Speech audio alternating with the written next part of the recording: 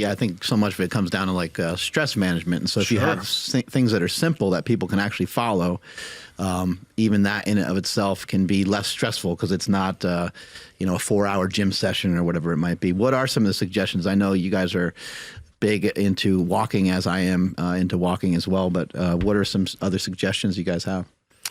Well, I have to just say a couple things about walking because I'm obsessed with walking.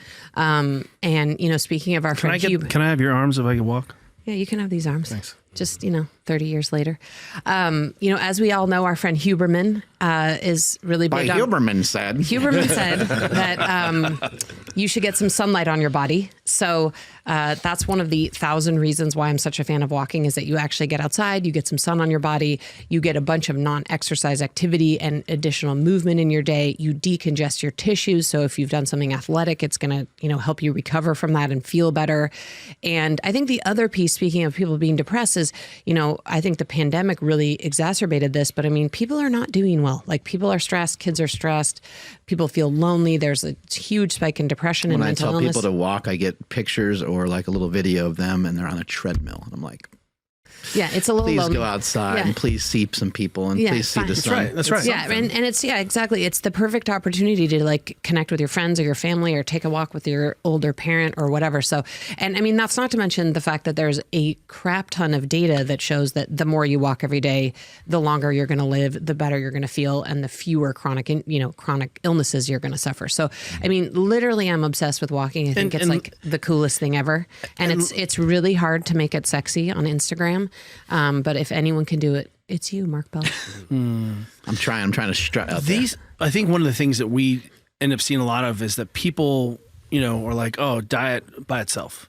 But one of the greatest performance hacks that we have, performance boosters for high performance environments, is I tell people to sit down and have dinner together or lunch together. All of the best groups in the world usually eat one meal together a day on teams, at least one meal.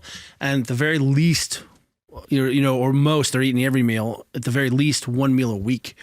And so there's something more to nutrition than just me having my perfect macros out there. Like we're sharing, we're interacting, and the research is super clear about kids who sit down with their parents and have dinner. They feel less stress. There's more they have better agency. There's better communication in the family. So that's highlighting the fact that there's no one aspect of these systems that works by itself. And as Juliet's pointing out about walking, if you have chronic pain and persistent pain, one of the ways you can access your neuroplasticity, as Huberman says, is actually walking fast in the environment is a really simple way to turn on those mechanisms for rewiring your brain. Just walk a little faster, your brain's like, what's going on? Are we being chased? Well, I need to pay attention. So as Juliet points out, there are so many bottom lines.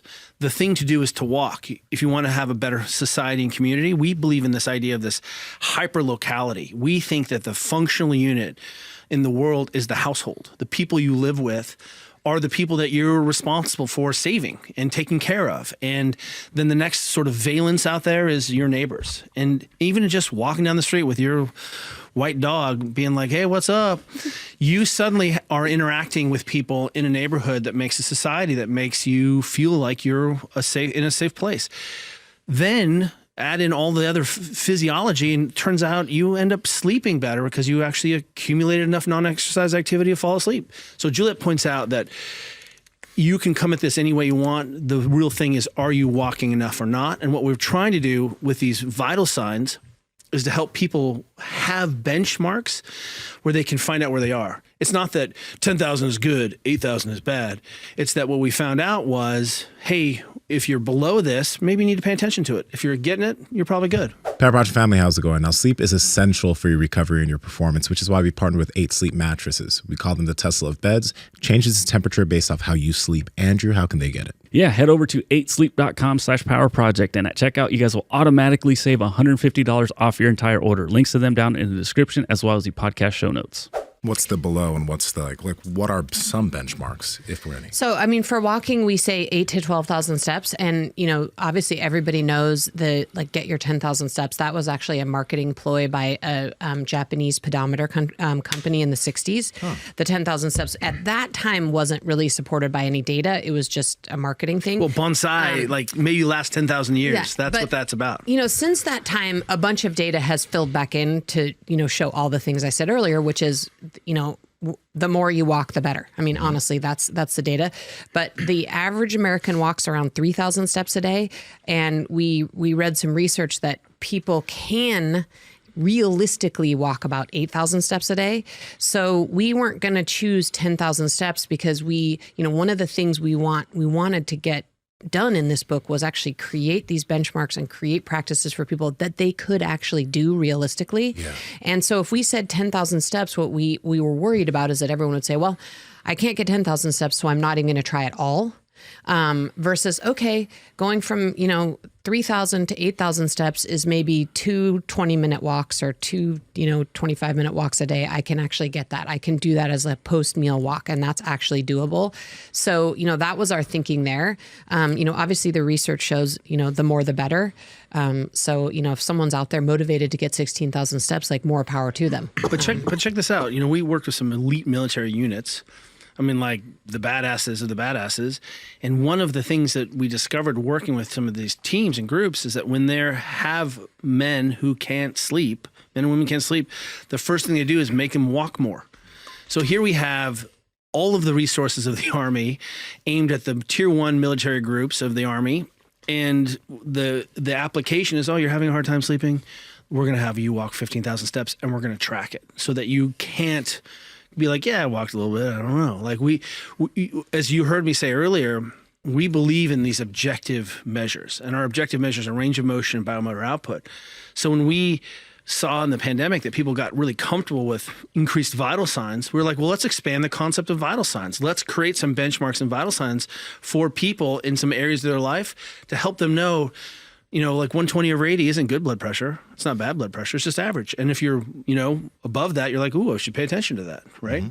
And if you're below that, you're like, hey, I'm doing okay. So let's do that with some other aspects and quantify objectively some of these other features of your life. Well, and one other thing I want to add about walking is if we have a client or patient come in to see Kelly with low back pain, he does 2 things. He works with them on their breathing mechanics. That's number 1. And then he tells them to walk more. That may be 10, 30-second walks. That may be 10, around 30-second their kitchen island. That's what we get, right? Yeah. But I mean, it's also, we've also used it in the physical therapy, side of our life as restorative care for people with low back pain. Power Project family, we appreciate you checking out this clip. Check out another one. Just go check out another one. Or comment down below and let us know what you liked about this one. But we love you guys, and we're going to keep bringing you the heat. So comment, subscribe, and all that good stuff, okay? Peace.